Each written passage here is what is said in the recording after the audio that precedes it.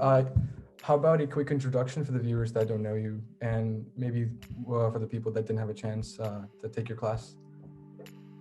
Well, my name is Marcello Pavan. I am a scientist and administrator, part of the management team at the Triumph National Laboratory, which is on the South Campus at UBC. We are a nuclear and particle physics laboratory, also working in nuclear medicine and material sciences.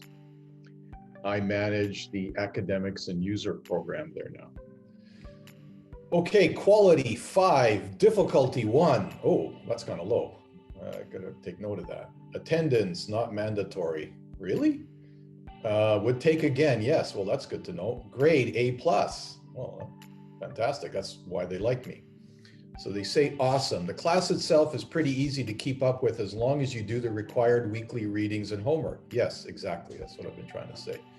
In the lectures, he gives an ample opportunity for us to interact with them, and is always open to questions, even to the ones after classes.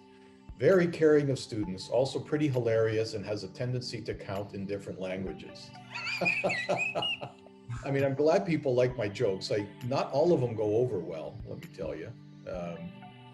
Sometimes they fall pretty flat. There's nothing worse than telling a joke and crickets, just crickets, because you're online, you have nothing. Oh, here's one that doesn't like me. Awful. Quality 2.0. Oh boy. For credit, yes. Attendance mandatory. Yeah. Well, not really mandatory, but we'd like you to come. Would take again, no. Oh boy. Online class. One of the great things about this class was that they were allowed to retake our bi-weekly tests. Okay, that's nice. They got something anyways. Other than that, if you haven't had prior exposure to physics or are a natural, get ready to pretty much learn without support. Okay. Well, Adi, you know, there's something there. I don't take this as all negative. Okay, it rates me as awful. But here's the thing. If you haven't had prior exposure, get ready to pretty much learn without support. We do advocate in the class for the students to really do their own learning and come to us for support. That's the whole point. You know, we ask you to do the reading, come to us with questions. Do the homework, come to us with questions, right? That's the way everybody learns best.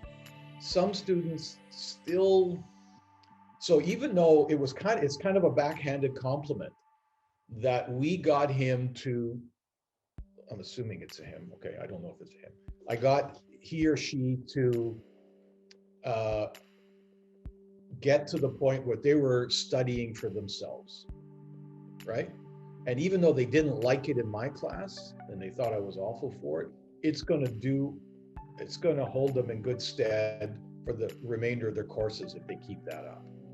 I mean, that was kind of the point. One of the things that I tried to do in my classes, not just teach physics, but also to help students in how to learn best when you're at a university, which is completely different than when you're in other settings, especially high school. So let's see, reasonably helpful and quick to respond to emails, very good lecture, well prepared, interesting to listen to. Overall concepts are taught mainly by engaging students in activities. This is effective, but also means you must be awake in each class. Yeah, you definitely, okay, that's true. You got to be awake in my class, not just because of the concepts, but because I know everybody's name. And I've definitely done this. It's where somebody will be falling asleep at the back and I'll be like, yeah, are you okay back there? And call their name, right? And also because I'm walking around. So the people that don't know me, like Rebecca does, knows that I lecture from everywhere in the hall. I never stop moving. I am everywhere. So you got to stay awake anyway, because I might be standing over you at any point right next to you in class as I lecture. But otherwise, quick to respond to emails. I try to be, although some days it's hard. Yeah. Well prepared. I try to be well prepared, and concepts are mainly taught by engaging students. I actually am really happy they said that, because that's true. We try and engage students in lots of active learning to make the concepts stick. So good. I'm glad somebody actually said that. That's excellent. So far, so good. Good start. Good start. Okay, so I go to the next one. Mm-hmm. Okay, during our last lecture, he spent a solid chunk of class giving us a little inspirational speech. He wasn't afraid to share his failures in his own life to show us that failure is a completely normal part of life. I still remember his speech to this day, and it was the highlight of my first year at UBC. So yeah, this is that speech I was mentioning earlier in one of the earlier questions that I do at the end of my first year Biology 112 class. I have done it in Biology 201, but I've since stopped doing that because I think it's more meaningful for first years. Yeah. And yeah, so this is the little speech I do, which I won't go into because there's no point spoiling the thunder for those that eventually will take my class.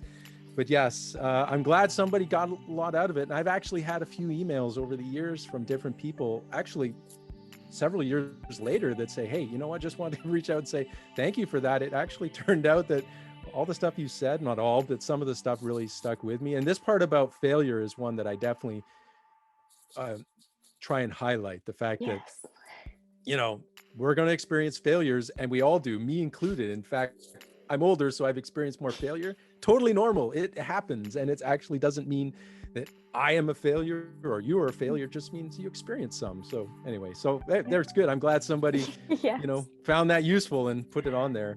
Yeah. So now this actually makes sense, because I've had people come up to me in my classes and say, are you going to do the speech? Are you going to do the speech? So now I understand where they're hearing about this, because I was like, how do you even know I'm going to do that?